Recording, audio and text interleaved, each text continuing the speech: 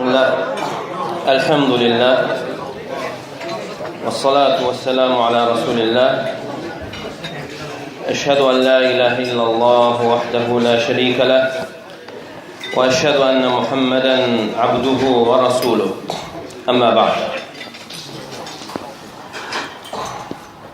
Yəni, elə əməllər vardır ki, o əməllərin, yəni o günahların cəzası dünyada ikən gəlir, ahirətə qalmır.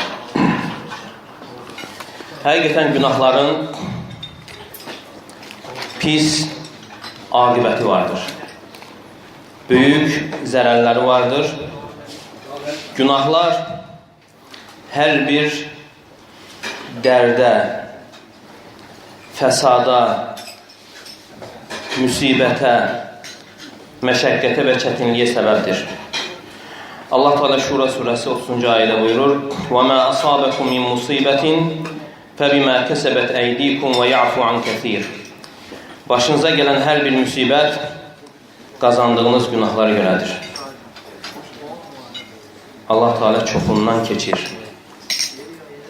Yəni, hər bir günaha görə əzab vermir. Və bu günahlardan elələri vardır ki, Allah Teala o günahların cəzasını dünyada ikən verir ki, o günah sahiblərinin nə qədər pis bir iş gördüklərini bildirmək üçün və həmçinin bu işdən çəkindirmək üçün. İnşallah müəyyən bu günahlardan bəziləri götürüləcək. Xatırlama olaraq Allah Teala buyurur: "Və dəkkir fə innə zikrə tənfə'ul müminin." Sən xatırlat. Xatırlatmaq möminlərə fayda verir. O əməllərdən birincisi dünyaya həris olmaq. Və həmçinin insan fikrini, dərdini Allahdan qeyrisinə yönətməsi, qeyrisinə çevirməsidir. Dünyaya həris olmaq elə bir xislətdir ki, buna görə iki böyük cəza vardır. Və bu cəzalar da bəlaların, müsibətlərin əslidir.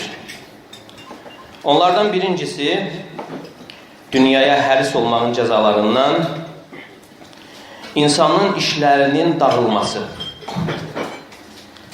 İkinci, daimi kasıblıq. Daima kasıblıq içərisində olması və bölgü ilə qani olmamasıdır. Yazid ibn Səbit radiyallahu anhudan gələn rəvayətdə Peyğəmbər sallallahu aleyhi və səlləm buyurur: "Mən kənə həmmuhu əl-əxirə cəmə'allahu ləhu şəmləhu və cəalə ğinəhu fi qalbihi və ətəthu dünya rağimə." Kimin dərdi, əsas dərdi, ahirət dərdi olarsa, Allah Teala onun işlərini asanlaşdırar. Onun işlərini bir araya yığar. Zənginliyi onun qəlbində edər və dünya istəmədiyi halda ona gələr. وَمَنْ كَانَ هَمُّهُ الدُّنْيَا فَرَّقَ اللّٰهُ عَلَيْهِ أَمْرَهُ وَجَعَلَ فَقْرَهُ بَيْنَ عَيْنَيْهِ وَلَمْ يَأْتِهِ مِنَ الدُّنْيَا إِلَّا مَا كَتَبَ اللّٰهُ لَهُ. Amma kimin dərdi, səri, yalnız dünya olarsa, Allah Teala o insanın işlərini dağıdar, kasıblığı onun gözünün qarşısında edər və dünyadan da yalnız ona yazılan gələr. İbn Rəcəb rahimehullah deyir ki, insanın dünya malına həris olması iki növdür. Birincisi, o mala olan hərisliyindən o malı şiddətli şəkildə axtarmağa başlayır. Halal yollarla. Və sonra buyurur ki, وَلَوْ لَمْ يَكُنْ فِي الْحِرْسَ عَلَى الْمَالِ Yəni insanın dünya malına həris olduğu zaman ömrün zay olması, yəni boş yerə itməsi, hansı ki o ömrün qiyməti yoxdur. Bu ömür vaxt sayəsində insan uca dərəcələri, əbədi nemətləri qazana bilərdi. Və həris insan hətta halaldan qazansa belə, hərisliyinə və tamahkarlığına görə bu şərəfli vaxtını, zamanını zay edir.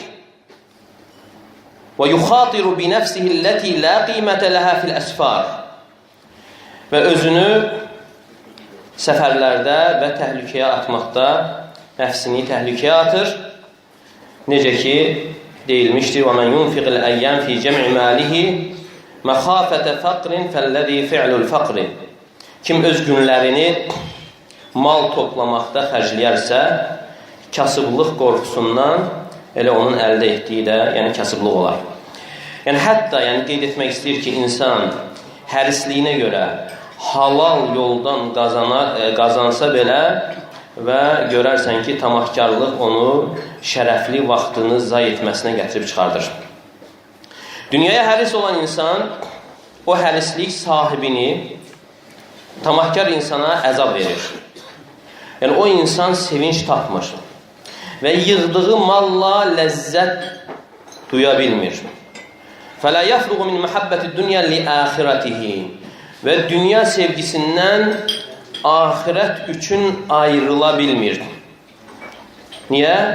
Ona görə ki, fani olana yönəlib və qəflət içərisindədir. Əbədi olandan, daimi olandan qafildir. Şair buyurur ki, لَا تَغْبِطَنَّ أَخًا حَرِصَ عَلَى سِعَةٍ وَانْظُرْ إِلَيْهِ بِعَيْنِ الْمَاقِتِ الْقَالِ Həris olan insana qibtə etmə. Sən ona bir növ qəzəblə və yaxud nifrətlə bax. İnnəl haris ləməşğulun bi thərvətihi Çünki tamahkar həris insan öz sərvəti ilə məşğuldur. Anis sururi bimə yəhvi minəl mali O əldə etdiyi malın sevinci ilə məşğuldur. Yəni əsas məsələlərdən yayınır. Və ikinci insan, tamahkarlığına görə artıq halal harama baxmır. Yəni tamahkarlığın zərərlərindəndir ki, halal harama baxmır. Və hərislik onu harama sövq edir, harama düşməsinə səbəb olur. Bu daha şiddətlidir. Allah Teala buyurur: "Və men yuqa şuhha nefsihi feulaika humul muflihun." Kim nəfsinin xəssliyindən və yaxud da tamahkarlığından qorunarsa, məhz onlardır nicat tapanlar.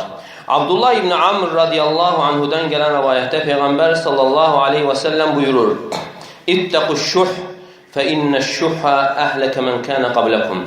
Hərislikdən, tamahkarlıqdan özünüzü qoruyun, çəkinin.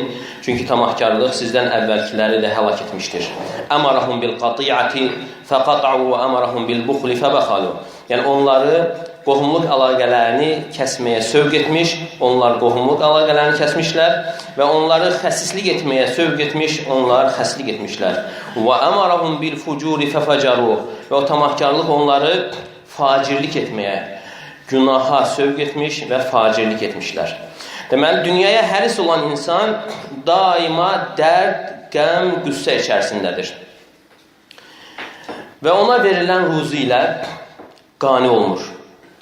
Allahın bölgüsü ilə, təqdiri ilə rahatlıq tapmır. Fəzulluhu qaimun la yazul. Deməli, tamahkarlığına görə daima zillət içərisindədir. Və faqatuhu hadiratun və həmçinin kasıblıq içərisindədir. Və ikinci, yenə dünyada cəzası gələn əməllərdən biri də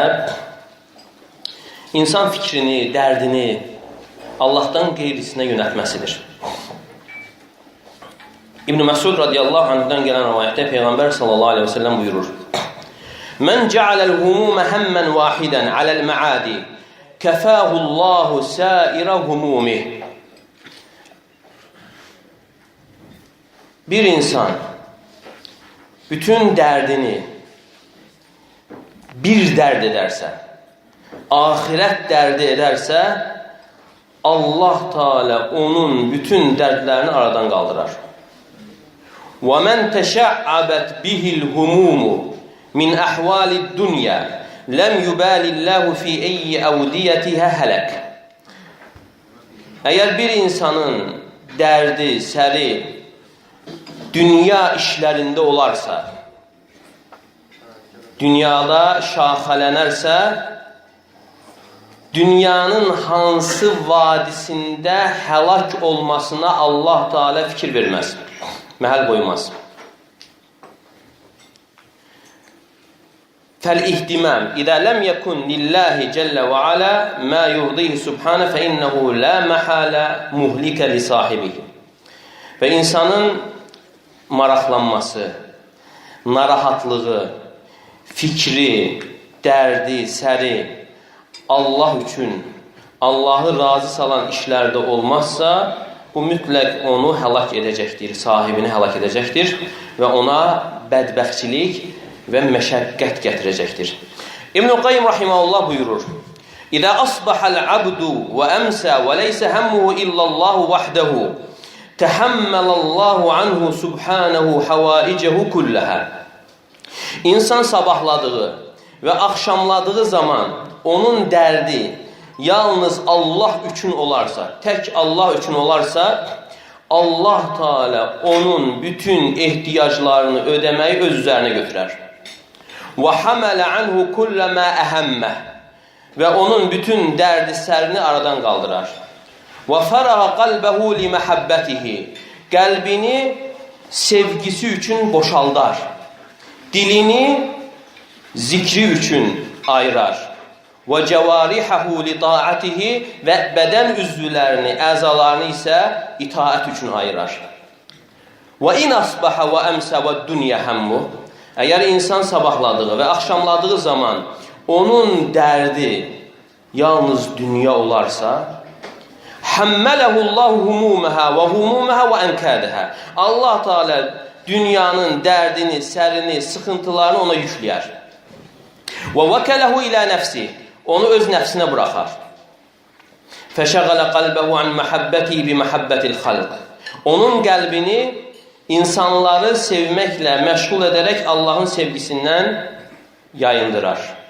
وَلِسَانُهُ عَنْ ذِكْرِهِ بِذِكْرِهِمْ Dili isə başqalarını zikr etməklə Allahı zikr etməkdən yayınar. وَجَوَارِحَ عَنْ طَاعَتِهِ بِخِدْمَتِهِمْ وَأَشْغَالِهِمْ Və bədən üzvləri isə başqalarına xidmət etməkdə, başqalarının işini görməklə Allaha itaətdən yayınar. فَهُوَ يَكْتَحُ كَدَحَ الْوُحُوشِ فِي خِدْمَةِ غَيْرِهِ Və o insan vəhşi heyvanların çəkdiyi əziyyət kimi başqalarına xidmətdə məşəqqət, əziyyət çəkər.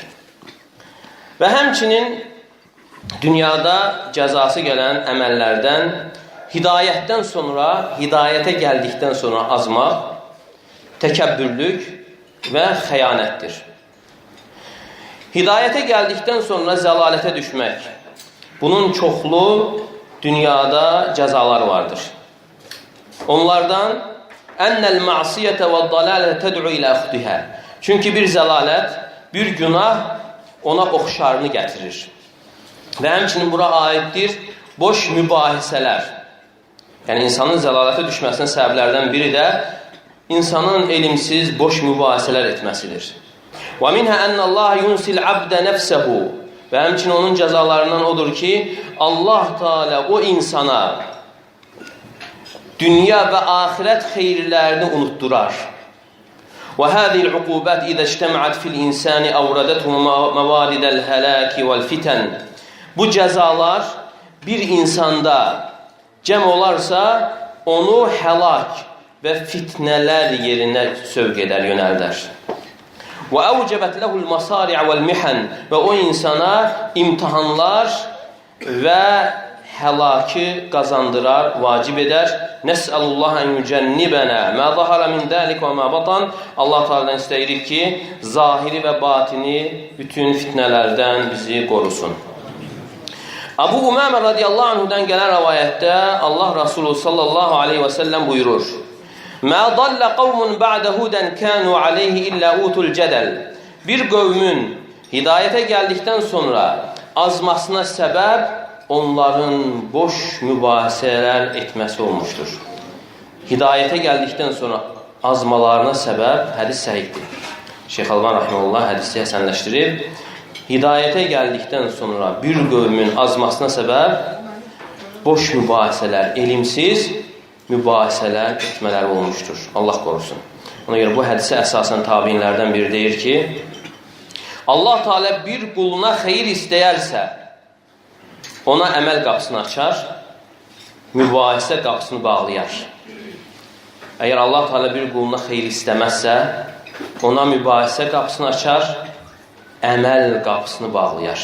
Kim ki boş mübahisələrə girir, o insanın əməlləri azalır. Və ona görə belə hədislər işlediyi zaman insan qorxmalıdır ki, onun üçün açılan qapı hansıdır? Boş mübahisələr, boş danışıqlar, yoxsa əməl qapısıdır. İbn-i Qayyum Cəvziyyə rahimehullah buyurur ki, Həzəri min əmreyn, ləhumə əvaqib su. İki işdən çox şiddətli şəkildə həzər et. Onun pis aqibətləri vardır. Əhəduhumə raddul haqqi li muxalifətihi li havak. Onlardan biri haqqı qəbul etməməyindir, haqqı rədd etməyindir, sənin nəfsi istəyinə uyğun gəlmədiyi üçün. فَإِنَّكَ تُعَاقَبُ بِتَقْلِيبِ الْقَلْبِ. Əgər sən haqqı rədd etsən, qəlbinin çevrilməsi ilə cəzalanacaqsan. وَرَدِّ مَا يَرِدُ عَلَيْكَ مِنَ الْحَقِّ رَأْسًا وَلَا تَقْبَلُ إِلَّا إِذَا بَرَزَ فِي قَالَبِ هَوَاكَ. Və həmçinin gələn haqqı rədd etməkdən həzər et. Allah Teala buyurur Ən'am surəsi 110-cu ayədə: وَنُقَلِّبُ أَفْئِدَتَهُمْ وَأَبْصَارَهُمْ كَمَا لَمْ يُؤْمِنُوا بِهِ أَوَّلَ مَرَّةٍ وَنَذَرُهُمْ فِي طُغْيَانِهِمْ يَعْمَهُونَ. Biz onların qəlblərini və gözlərini çevirərik. İlk dəfə iman gətirmədikləri üçün. Və biz onları öz şaşqınlıqları, yəni azğınlıqları içərisində şaşqın vəziyyətdə buraxarıq. İkinci, yəni İbn-i Qayyum Rahimullah çəkindirir. Nədən? Ət-təhəvun bil-əmri idə halara vaqtuh. Yəni bir işin, əməlin, ibadətin vaxtı gəlib çatdığı zaman ona qarşı biganə olmaqdan, səhlənkarlıq etməkdən özünü qorur. فَإِنَّكَ إِذَا تَهَاوَنْتَ بِهِ ثَبَّطَكَ اللّٰهُ وَأَقْعَدَكَ عَنْ مَرَاضِيهِ وَأَوَامِرِهِ عُقُوبَةً لَكَ. Həqiqətən bu da çox təhlükəlidir. Allah qorusun. Əgər deyir ki, sən bir əmir, ibadət vaxtı gəlib çatdığı zaman ona qarşı səhlənkarlıq etdinsə, Allah Teala sənə tənbəllik verəcəkdir. Və əmirlərindən razı qaldığı işlərdən səni geridə saxlayacaq, sənə bir cəza olaraq. İbn-i Hüseymin Rahimullah deyir ki, hər hansı bir xeyir işə müvəffəq olmadınsa, o işdən məhrum oldunsa, qorx ki, bu Tövbə surəsində keçən ayələr, yəni sənə aid olsun. Həm Tövbə 83 və həmçinin ondan əvvəlki ayələrdə Allah Teala buyurur: وَلَوْ أَرَادُوا الْخُرُوجَ لَعَادُوا لَهُ عُدَّةً وَلَكِنْ كَرِهَ اللَّهُ بِعَاثَهُمْ فَثَبَّطَهُمْ وَقِيلَ اقْعُدُوا مَعَ الْقَاعِدِينَ. Əgər onlar həqiqətən döyüşə çıxmaq istəsəydilər, onun hazırlığını görərdilər. Lakin onların hərəkəti Allaha xoş gəlmədi və Allah Teala onlara tənbəllik verdi. Və onlara deyildi ki, geridə qalanlarla birgə qalın, oturun. İbn-i Hüseymin Rahimullah deyir ki, əgər məhrum oldunsa, bil ki, sənin hərəkətin Allaha xoş gəlməyib, sənə tənbəllik verib. فَمَنْ سَلِمَ مِنْ هَاتَيْنِ الْآفَتَيْنِ وَالْبَلِيَّتَيْنِ الْعَظِيمَةِ فَلْيَهْنَ بِالسَّلَامَةِ. Əgər insan bu iki bəladan, müsibətdən salamat qaldısa, yəni sevinsin ki, salamatçılıq içərisindədir. Yəni birincisi, haqq gəldiyi zaman haqqı rədd etməməsi, və ikinci, ibadət vaxtı gəlib çatdığı zaman səhlənkarlıq etməməsi. İbn Abbas radiyallahu anhumədən gələn rəvayətdə və həmçinin yəni cəzası dünyada gələn günahlardan, əməllərdən biri də təkəbbürlükdür. Təkəbbürlük də Allah Teala'nın xoşlamadığı, məzəmmət olunan bir xislətdir. Allah Teala təkəbbürlü insanlara istəklərinin əksinin cəzasını verir. İstəklərinin əksini verir. İbn Abbas radiyallahu anhumədən gələn rəvayətdə Peyğəmbər sallallahu aleyhi və səlləm buyurur: "Mə min ədəmiyyin illə və fi ra'sihi hikmətun biyədi mələk." Adəm övladından, yəni insan oğlundan elə bir kimsə yoxdur ki, onun başında hikmət olmasın. Hikmət, o da mələyin əlindədir. Yəni, hikmət sözünün inşallah şərhi gələcək nə deməkdir? فَإِذَا تَوَاضَعَ قِيلَ لِلْمَلَكِ Yəni, insan təvazökarlıq etdiyi zaman o mələyə deyilər ki, اِرْفَعْ hikmətəhu Onun hikmətini qaldır.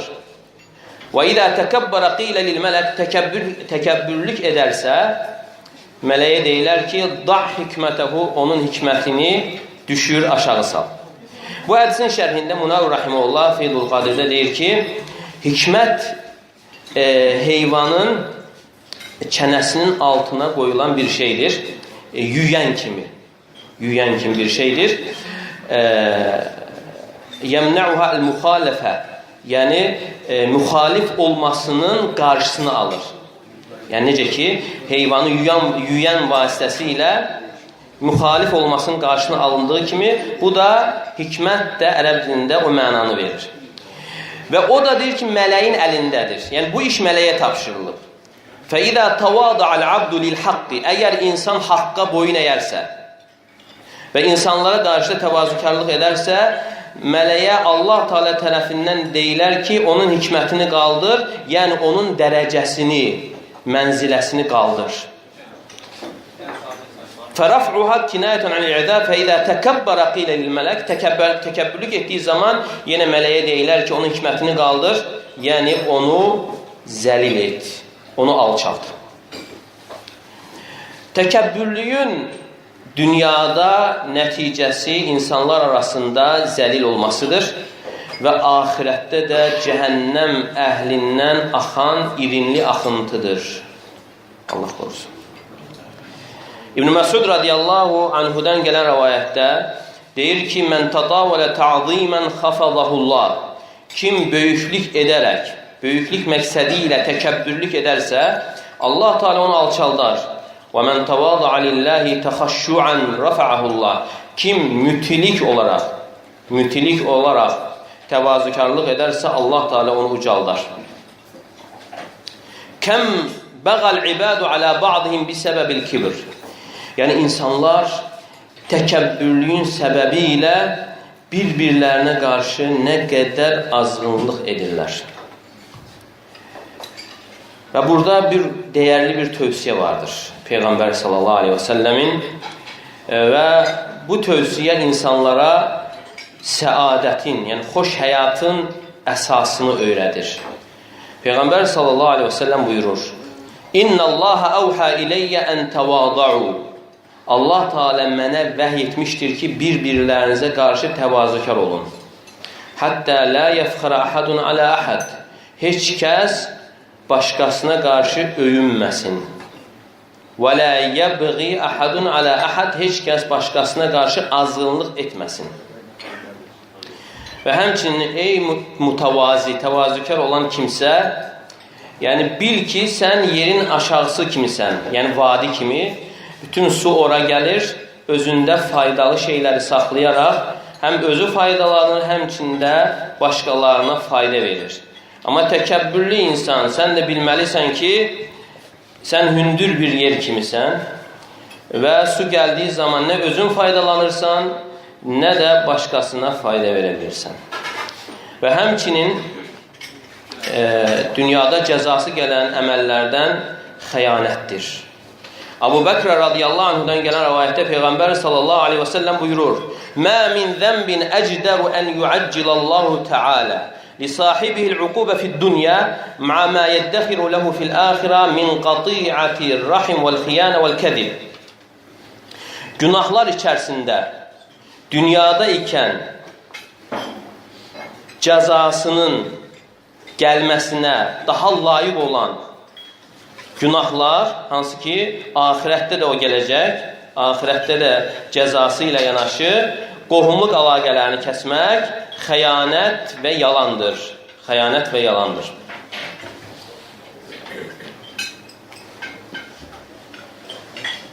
Zəhəbi rahimullah İbn Hubeyranın tərcümə halında deyir ki, İbn-i Cevzi belə demişdir.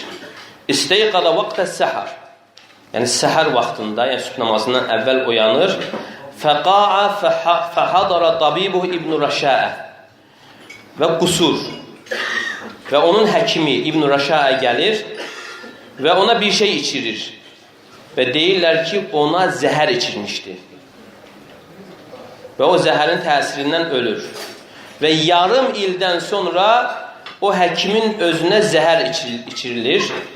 Fəkənə yəqul səqəytu fəsuqid. Və deyərdi ki, mən zəhər içirdim, mənə də içirdilər. Və o zəhərdən ölür. Və mə min yədin illə yədullahi fəvqaha. Şair buyurur ki, elə bir əl yoxdur ki, onun üzərində Allahın əli olmasın. Və lə zalim illə seyublə bi zalim. Və elə bir zalım, haqsızlıq edən yoxdur ki, digər bir zalimla mübtala olmasın. Başqa bir zalıma düşər olmasın. Və həmçinin dünyada cəzası gələn günahlardan su'udvan billah. Allah barəsində, Allah haqqında pis səndə olmaq və həmçinin yaxşılığı əmr etməyi tərk etmək. Allah barəsində pis səndə olmaq pis xislətlərdən sayılır. Çox çirkin, pis əməllərdən sayılır və o insanın tövhidinin zəif olmasını və Allahın ad və sifətləri haqqında cahil olmasını, elmsiz olmasını bildirir. Fələ yuqdimu aleyh illə daiful iman. Yəni, Allah barəsində pis səndə olan insan, imanı zəif olan və dinində vəsvəsə içərisində olan bir kimsədir. Rəbbini tanımayan bir kimsədir. Və la yəzkuru ni'amahu və fadlahu xeyra. Allahın nemətlərini, Allahın lütfünü və xeyrini xatırlamayan bir kimsədir. Və keyfə yəsu zannun billahi cəllə və alə və huvə arhamur rahimin və astaqul qailin və əhkamul hakimin. Necə Allah barəsində pis zənn oluna bilər ki, Allah Teala rəhimlərin ən rəhimlisidir. Danışanların ən doğru danışanı və hökm verilənlərin ən ədalətli hökm verənidir. Fəz-zulmu kullə zulm vəl-cəv kulləl-cəv ən yunsəbə iləllahi subhanə və teala əs-sur. Ən böyük zülüm və həmçinin azğınlıq Allaha pisliyi mənsub etməkdir. Və Allah Teala bütün eyiblərdən, naqislikdən münezzəhdir, ucadır. Lidəlikə kənə husnuzdan bihi vacibən aləl-mümin. Və buna görə də gözəl zəndə olmaq, Allah haqqında, Allah barəsində gözəl zəndə olmaq hər bir möminə vacibdir. Və la yusi'u-zannə bi rabbi illə məxzul. Yalnız məhrum olan bir kimsə Rəbbinə pis zəndə ola bilər. O insan ki, dünyada onu cəza gözləyir. Abu Hurayra radiyallahu anh'dan gələn rəvayətdə Peyğəmbər sallallahu aleyhi və səlləm buyurur: Ənə ində zanni abdi bi. Yəni bu müqəddəs hədisdir, ilahi hədisdir. Allah Teala buyurur ki, mən qulumun mənə olan zənni yanındayam. İn zannə bi xeyran fələh. Əgər mənə yaxşı zəndə olarsa, xeyirli zəndə olarsa, ona o vardır, xeyir vardır. Və in zannə şərran fələh. Əgər pis zəndə olarsa, şərri zən edərsə, ona o da vardır. Və buna görə, ey qardaşım, Allah barəsində pis zəndə olmaqdan həzər et, çəkin və həmçinin etiqad etmə ki, Allah Teala sənə əzab vermək üçün səni yaradıb, sənə işgəncə vermək üçün, başqasına yaxşılıq etmək üçün. Və innəmə əhsin zannə bihi. Sən Rəbbin barəsində haqqında gözəl zəndə ol. Çünki Allah Teala sənə, sənin özündən, sənin atandan, sənin anandan daha rəhimli və daha şəfqətlidir. Bütün insanlardan daha şəfqətlidir. فَكَيْفَ يُرِدْ لَكَ الْأَذَى فَضْلًا عَلَى أَنْ يَلْحَقَهُ بِهِ Yəni necə Allah Teala sənə əziyyət vermək istəyər, o ki qaldı onu sənə toxundursun. وَلَوْ تَأَمَّلْتَ بِعَيْنِ بَصِيرَةٍ لَوَجَدْتَ أَنَّ لِلَّهِ حِكَمًا بَلِيغًا فِي أَحْوَالِكَ Əgər sən bəsirət gözü ilə fikirləşsən, görərsən ki, sənə üz verən hər bir işdə, hər bir halda Allah Teala'nın uca hikmətləri vardır. Allah Teala səndən kəsdiyi zaman sənə vermək üçün kəsib. وَمَا خَفَضَكَ إِلَّا لِيَرْفَعَكَ Səni qaldırmaq üçün səni alçaldır.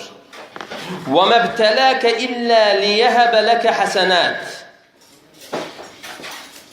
Sənə savablar, mükafatlar bəxş etmək üçün sənə müsibət verir. Hansı ki, o mükafatları sən əməlinlə qazana bilməzsən.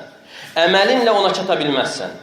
لِتَسْتَحِقَّ بِهَا الدَّرَجَاتِ الْعُلَى Sənə müsibət göndərir ki, uca dərəcələri qazanasan, uca dərəcələrə layiq olarsan. Təəmməl fi nəfsik, kəm xaləftə amra. Sən özün düşün. Keçmiş günlərini səhifələ, tarixi səhifələ. Sən neçə Allahın əmirlərinə qarşı çıxmısan.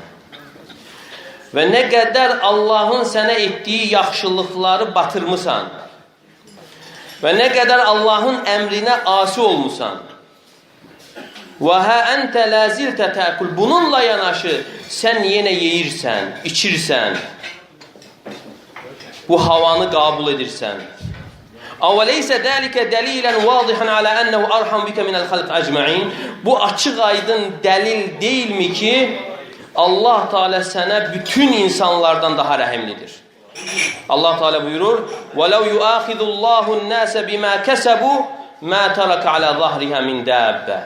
Əgər Allah Teala insanları qazandığı günahlara görə cəzalandırası olsaydı, yer üzərində bir canlı belə tərk etməzdi, buraxmazdı. Thumma təzəkkər daimən ənəllaha məbtələkə bihi illə li şeyin. Və bundan sonra yenə sən xatırla. Xatırla ki, Allah Teala səni bir şeylə imtihana çəkibsə, iki işdən ötürü səni imtihana çəkib. Onlardan birincisi, ənnəkə əznəbtə zunubən. Yəni, sən günah etmirsən.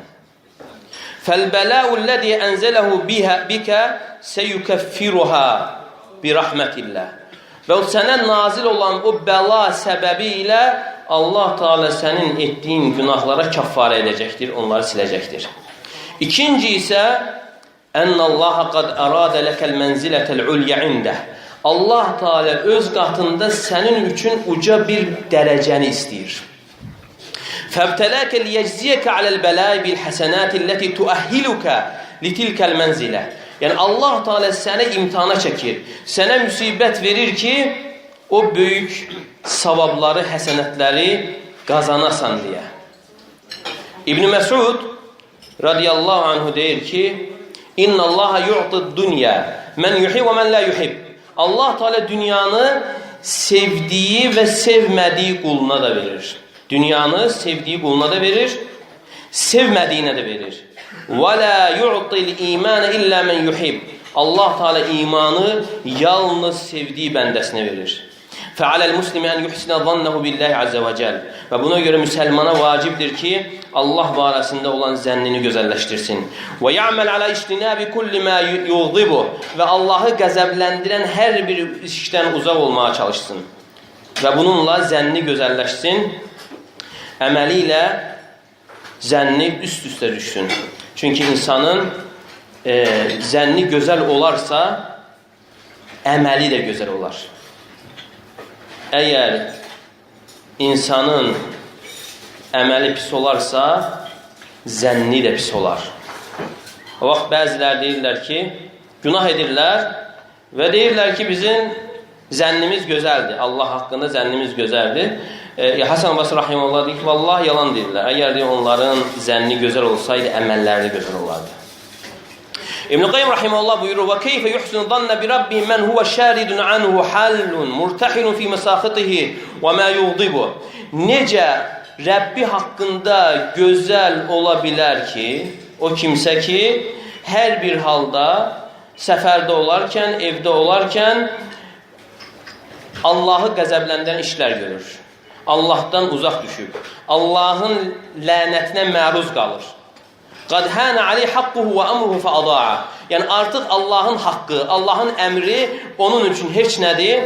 Onun gözündə aşağı olduğu üçün Allahın əmirlərini və haqlarını zay edir.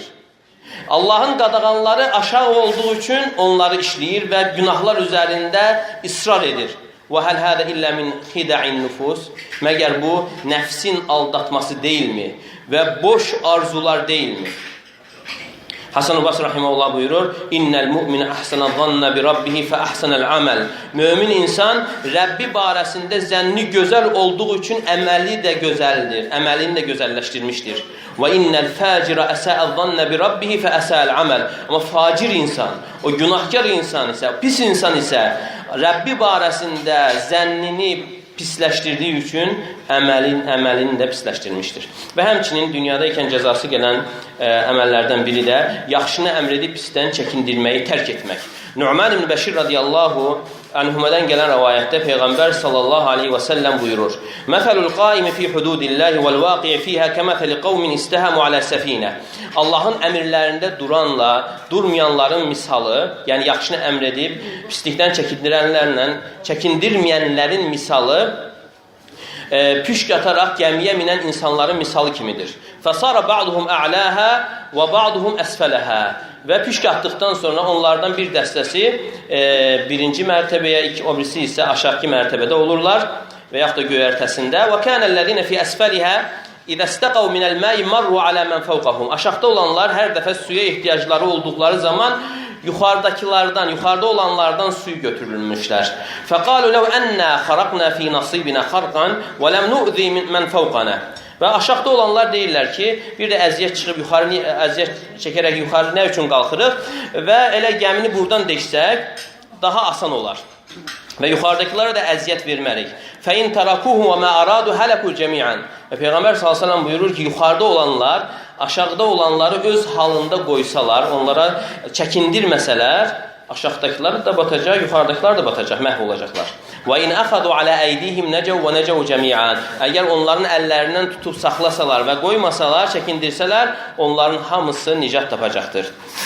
Hüzeyfə radiyallahu anhudan gələn rəvayətdə Peyğəmbər sallallahu aleyhi və səlləm buyurur: "Vəllezî nəfsi biyədih, lətə'murunnə bil ma'rufi və lə tənhəvnə anil munkar." Nəfsim əlində olana and olsun ki, siz ya yaxşını əmr edəcəksiniz, pisdən çəkindirəcəksiniz, "Av ləyuşikənnəllahu ən yəb'ət aleykum iqabən minhu." Yoxsa Allah Teala özü tərəfindən bir əzab, bir cəza göndərəcək. "Thumma tad'unahu fala yustajabu lakum." Və bundan sonra dua edəcəksiniz və duanız qəbul olunmayacaqdır. Fəhadil ahadith tadullu ala anna tarkal amri bil ma'ruf və nahy anil munkar yu'ajjilullah alayhi iqab fid dunya.